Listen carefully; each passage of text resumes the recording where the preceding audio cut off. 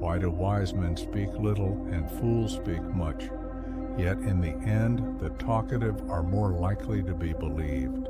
Now I will tell you a story. Once upon a time, in a small village nestled against a mountainside, there was a market called Windy Market, a place where words flew as fast as the wind. In that market, two men were especially well known: an elderly man named Mr. Still and a middle-aged man called Bo and a middle-aged man called Boast. Mr. Still had once been a government official, a well-educated man who knew much about the world. But after retirement, he chose a humble life, selling just a few baskets of vegetables he grew himself. People respected him for his kindness, but oddly, not many truly listened when he spoke. Boast, as his name suggested, was a street vendor who talked non-stop. He could tell the same story 10 different ways, each time adding a new twist. One day, he claimed to have saved an old monk's life and received a lucky charm in return. Another day, he bragged about doing gemstone deals across the border. Even the number of kittens his neighbor's cat had, he exaggerated it for fun. Everyone knew Boast exaggerated, even lied outright. But strangely, newcomers to the market often believed him. People would gather around his stall, listening to his stories and buy his goods. Meanwhile, Mr. Still's vegetable stand remained quiet and empty. Then one day, a rumor began to swirl around the market. A great flood was coming. Boast was the first to jump up in the middle of the square, pointing to the sky and pounding his chest.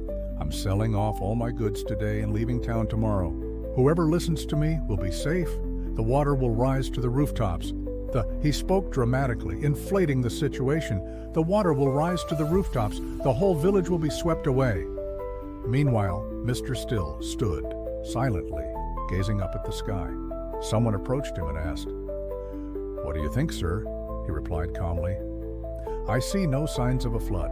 Years ago, before a real flood came, the water turned muddy, the insects climbed out of their burrows, birds flew in panic, but today I see nothing." Another man said, "But you're not sure." Boast said he heard it from someone at the district office. Mr. Still simply smiled. The signs of the earth and sky are more reliable than secondhand words, but the crowd didn't listen. They abandoned the market, packed their homes, and stockpiled food. Some even gave Boast money to reserve a spot on his evacuation cart, since he claimed there would be no way out tomorrow.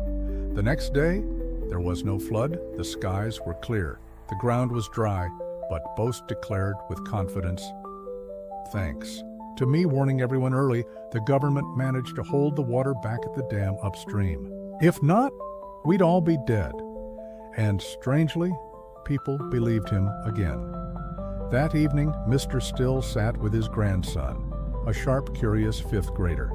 "Grandpa, how come wise people like you talk so little, but loudmouths like Boast get everyone to believe them?" Mr. Still smiled, then looked up at the moon. "Do you see the moon, child? It shines brightly, yet says nothing. But then, why do people listen to the cricket in the bushes? Because the cricket chirps close to their ears. The moon is far away. Every time I speak, it requires someone to listen deeply. And these days, how many people are willing to truly listen?" The boy thought for a moment, then said, "So, wise people stay quiet because they know they don't know everything. But foolish ones think they know it all." Mr. Still nodded gently, and the world often remembers that. Exactly. The wise fear speaking wrongly, the foolish fear being forgotten, and the world often remembers the loudest voice, even if it's the least true. But being loud doesn't mean being right. That's why the world needs better listeners, like you. And today's world is overflowing with voices. Everyone wants to be heard and recognized. But the truth is, volume is not the same as truth, and repetition doesn't equal reality. True wisdom often doesn't need to shout. The wise stay silent, not because they don't know, but because they know what should and shouldn't be said.